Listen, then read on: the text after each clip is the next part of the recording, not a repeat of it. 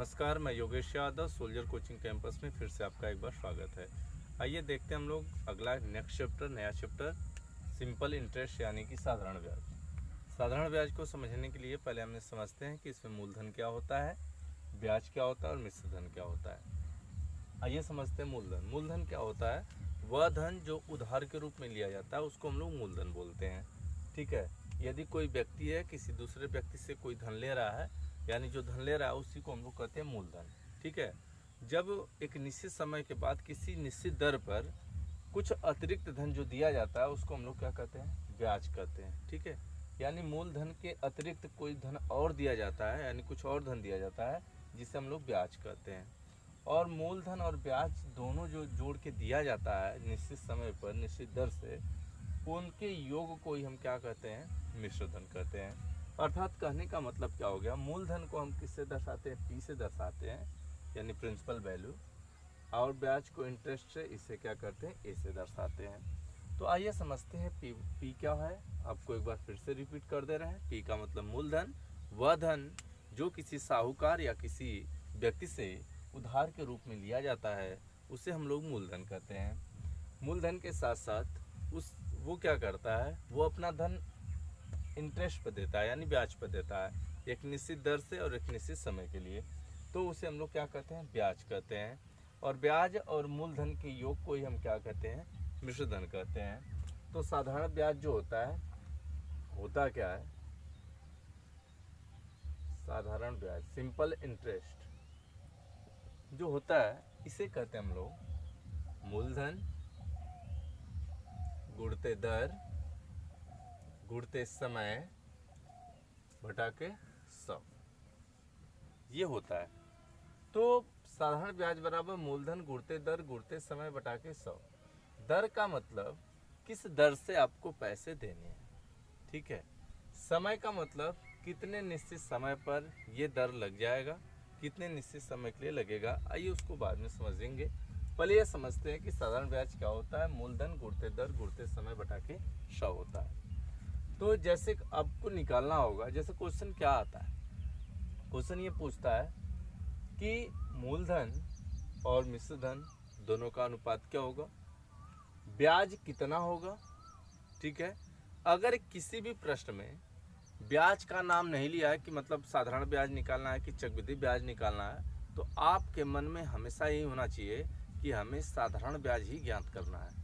जब तक नाम नहीं देगा कि चक्रवृद्धि निकालना है, तब तक आपको चक्रवृद्धि ज्ञात करने की कोई आवश्यकता नहीं है। तो आइए हम समझते हैं साधारण ब्याज निकालने का तरीका क्या है। साधारण ब्याज बराबर मूलधन गुणते दर गुणते समय बटा के 100। ठीक है। ब्याज कैसे निकालेंगे, आइए देखते हैं हम लोग। जैसे कोई भी धन है, उस धन को मान लो सपोज करो, कहता है कोई धन है, उसको क्या करता है? 5% की दर पर क्या कर रहा है? बेच रहा है। तो कहेगा इसका कितना मूलधन होगा और इसका मिश्र धन कितना होगा। तो जो मूलधन होता है वो क्या होता है, आइए समझते हैं हम लोग। तो 5% को लिख सकते हैं 5 बटा के 100। ठीक है। तो 5 1 20 बचे 100, यानी कि एक वर्ष के लिए इसका जो मूलधन है वो कितना हो जाएगा? 20 हो जाएगा। मूलधन कितना हो जाएगा? 20 हो जाएगा। ठीक है। यानी ये आपका पी हो जाएगा 20। ठीक है। अब आपको निकालना होगा, जैसे ये एक वर्ष के लिए, कितने वर्ष के लिए? एक वर्ष के लिए हमेशा। ठीक, क्योंकि जो दर होती है वो वार्षिक होती है साधारण ब्याज में। तो आ जाएगा 5% बराबर 5 बटा के 100, यानी कटा देंगे 5 से, तो 1 बटा 20 हो जाएगा। जो इसका मिश्र धन होगा, तो ये जो धन होता है इसको बोलते हैं हम लोग ब्याज, इंटरेस्ट बोलते हैं। और ये क्या होता है? हमारा मूलधन होता है।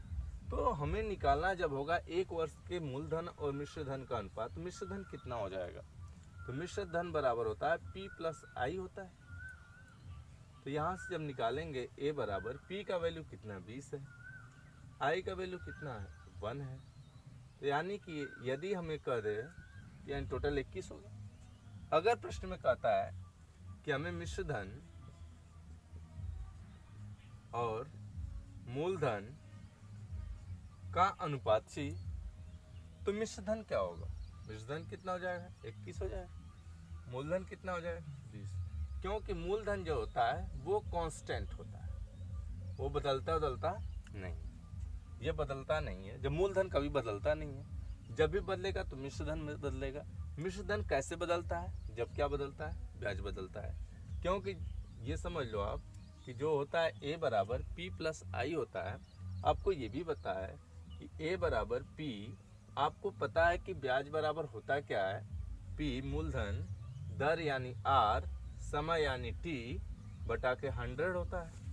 अब यहाँ से हम कॉमन ले लेते हैं, तो ए बराबर P 1 plus R T upon 100। LCM ले लेंगे, ए बराबर आ जाएगा P into 100 plus R T upon 100, ये आ जाएगा। अब हम क्या करते हैं, ठीक है, तो ऐसे हम क्या करते हैं कि मिश्र धन ज्ञात कर सकते हैं साधारण ब्याज के लिए। ठीक है, तो आइए हम कुछ इस पर क्वेश्चन देखते हैं उसके बाद। ठीक है, आइए देखते हैं क्वेश्चन को। करा यदि कोई धन प्रतिवर्ष 10% की दर से बढ़ रहा हो तो 5 वर्ष बाद मिश्र धन और मूलधन का अनुपात क्या होगा? ये प्रश्न है। तो दर हमको दे दिया कितना? 10%, यानी 10% का मतलब कितना हो गया? 10 बटा के 100 हो गया।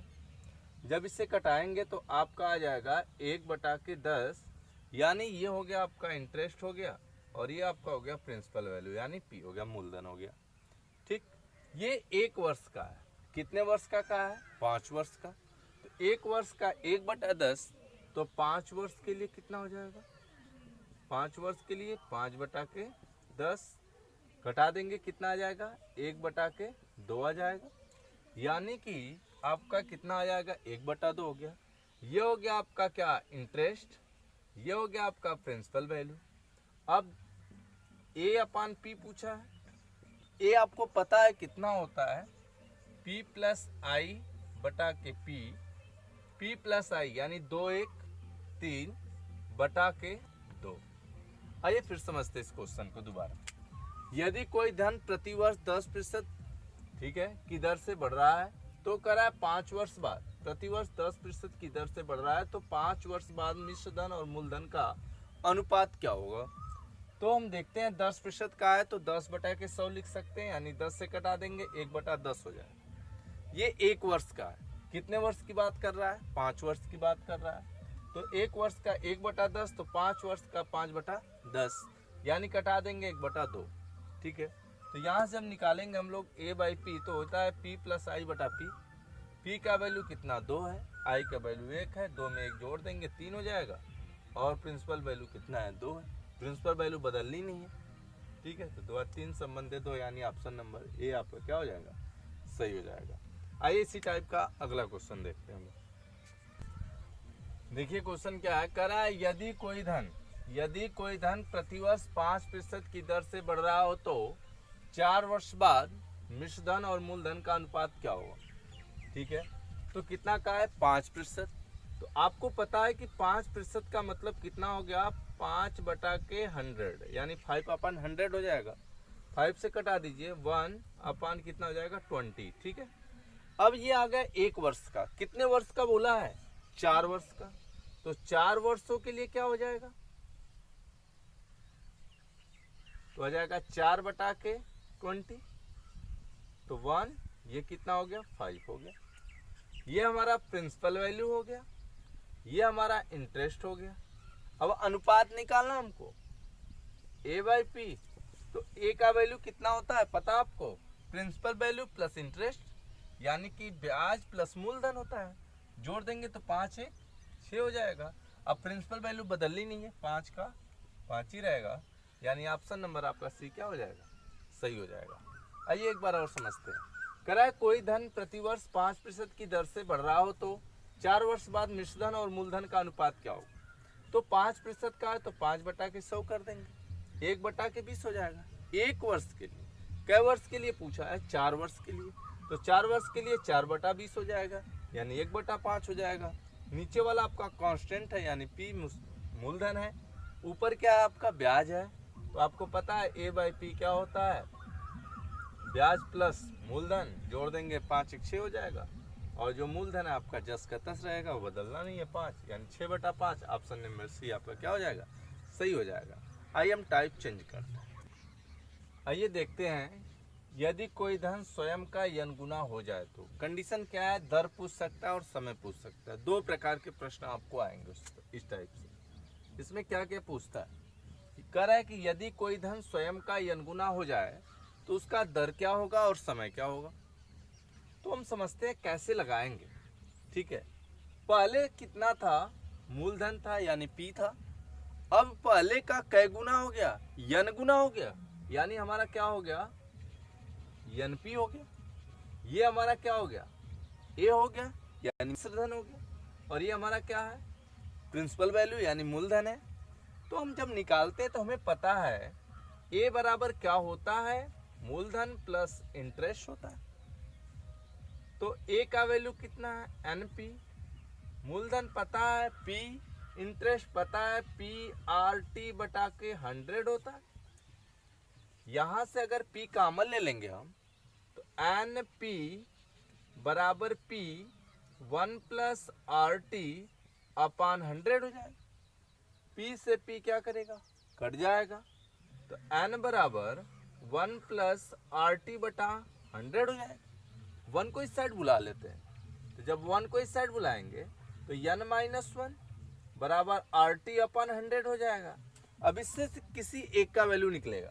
हम जैसे r का वैल्यू निकालते हैं तो r का वैल्यू निकालेंगे तो n माइनस 1 इंटू 100 हो जाएगा अपान t हो जाएगा, यानी आ जाएगा आपका दर n माइनस 1 इंटू 100 बटा के t।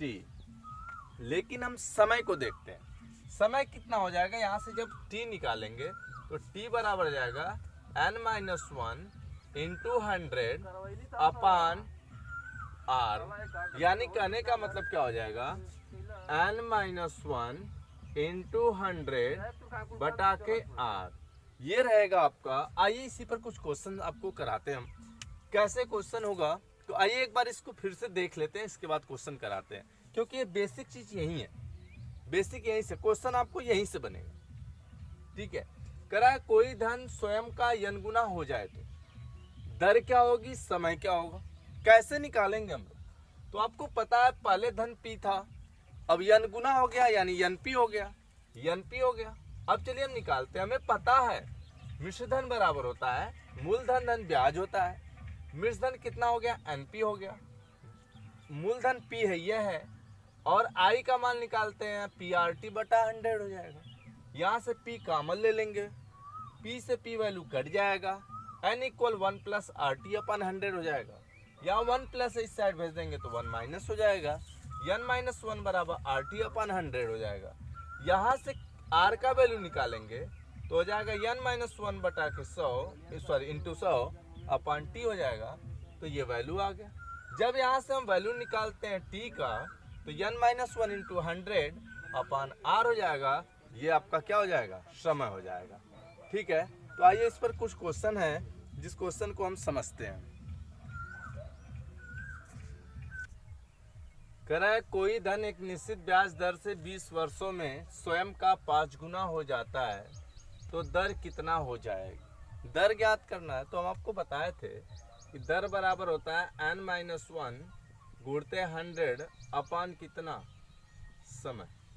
ठीक है, तो r बराबर कितना गुना, 5 गुना, 5 में से 1 जाएगा 4 गुणते 100 कितने वर्षों में, 20 वर्षों में। तो कटा देंगे, क्या आ जाएगा, 20 बचे 100, 4 बचे 20, यानी 20% दर हो जाएगी। आइए फिर से समझते हैं। कोई धन एक निश्चित ब्याज दर से 20 वर्षों में स्वयं का 5 गुना हो जाती है तो दर कितना हो जाएगी। तो दर बराबर क्या होता है, n माइनस 1 गुणते 100 अपान t हो जाएगा। यहाँ से r इक्वल निकालेंगे 4 इंटू 100 बाई, यानी 5 में से 1 जाएगा, 5 गुना हो जाएगा तो 4 बचेगा, 4 इंटू 100 बाई 20 हो जाएगा। कटा देंगे इसको, 20% आ जाएगा। आइए दूसरा क्वेश्चन समझते हैं। देखिए क्या है, कह रहा है कोई धन एक निश्चित ब्याज की दर से 20 वर्ष में, कहा है सपोज करिए हम क्वेश्चन चेंज कर देते हैं कि कर देते हैं 12% की दर से। ठीक है, मान लो कर देते हैं क्वेश्चन कितना है, 12% की दर से। ठीक है, कै गुना हो जाता है, कोई धन एक निश्चित यानी कि एक निश्चित ब्याज 12% की दर से स्वयं का 4 गुना हो जाता है तो समय कितना हो जाए, यानी समय कितना लगेगा। आइए क्वेश्चन को हम समझते हैं। आपको हम बताए थे कि समय बराबर क्या होता है, n-1 इंटू 100 बटा के कितना r, तो t बराबर कै गुना, 4 गुना, यानी 3 गुणते 100 बटा के कितना 12, 4 तिहाई 12, 4 आ गया, 4 से 100 को कटा दिए कितना आ गया 25, यानी कितने वर्षों में, 25 वर्षों में। ये रहा आपका आंसर। ठीक है, आगे देखते हैं क्वेश्चन। एक धनराशि T1 वर्षों में अपने का N1 गुना हो जाती है। धनराशि को स्वयं का N2 गुना होने में यदि लगा समय T2 हो तो T1 बटा T2 बराबर। ठीक है, समय का आपको पहले ही बता दिया था, n-1/r गुणते 100 होता है, तो T1 के लिए N1 कर देंगे, T2 के लिए N2 कर देंगे। दोनों का जब अनुपातिक वैल्यू निकालेंगे तो r से r क्या करेगा, कट जाएगा, 100 से 100 कट जाएगा, बचेगा क्या, N1 - 1 बटे के N2 - 1, यानी T1 बटा T2 बराबर N1 - 1 अपन N2 - 1 बचेगा, N2 - 1। लेकिन आइए देखते हैं इस पर क्वेश्चन कैसे लगेंगे, किस टाइप क्वेश्चन लगेंगे। कहता है यदि कोई धन 5 वर्ष में, ठीक है, स्वयं का 5 गुना हो जाता है। यदि कोई धन 5 वर्षों में स्वयं का 5 गुना हो जाता है, ठीक है, धनराशि को स्वयं का 9 गुना होने में कितना समय लगेगा, मान लीजिए कितना समय लगा, ये पूछा हमसे समय। तो हम कैसे निकालते हैं, इसका मतलब T2 का मान पूछा है, T1 हमको दिया है कितना, 5 वर्ष में कितना गुना, 5 गुना, एक कम कर देंगे, एक कम करने का मतलब 5 है, एक कम करेंगे 4 हो जाएगा।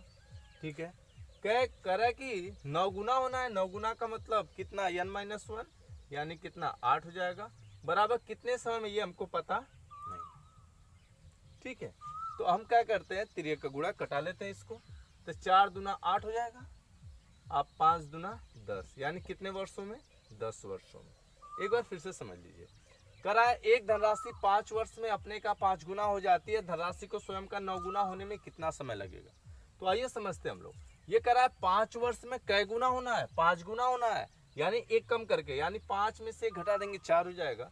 कह रहा है कितने समय में 9 गुना हो जाएगा, तो मान लिया हमने कितना समय लगा, T समय लगा, कितना गुना, 9 गुना, यानी एक कम कर देंगे 8 हो जाएगा, 4 दूना 8 हो जाएगा, 5 दूना 10 हो जाएगा, यानी कि कुल कितना समय लग जाएगा, 10 वर्ष। चलिए आगे क्वेश्चन देखते हैं। करा एक धनराशि 4 वर्ष में स्वयं का 7 बटा के 5 गुना हो जाती है। करा धनराशि को स्वयं का 7 बटा 4 गुना होने में कितना समय लगेगा, कितने, 4 वर्ष में, कितना हमको पता नहीं है, कै गुना, एक घटा देंगे, 7 बटा 5 -1 कर देंगे, इसमें भी घटा देंगे, 7 बटा 4 -1 कर देंगे, आंसर आ गया 4 बटा के T बराबर, यहाँ जब हल करेंगे तो 2 बटा 5 आ जाएगा, इसको हल करेंगे तो 3 बटा 4 आ जाएगा, 4 ऊपर चला जाएगा, 4 से 4 कट जाएगा, ठीक है, और 5 तिहाई 15 हो जाएगा, तो T बराबर जब निकालेंगे तो 15 बटा के 2 वर्ष आ जाएगा। तो आज के लिए बस इतना ही, फिर आपसे मिलेंगे नेक्स्ट वीडियो, तब तक के धन्यवाद। चैनल को लाइक, सब्सक्राइब और शेयर कीजिए।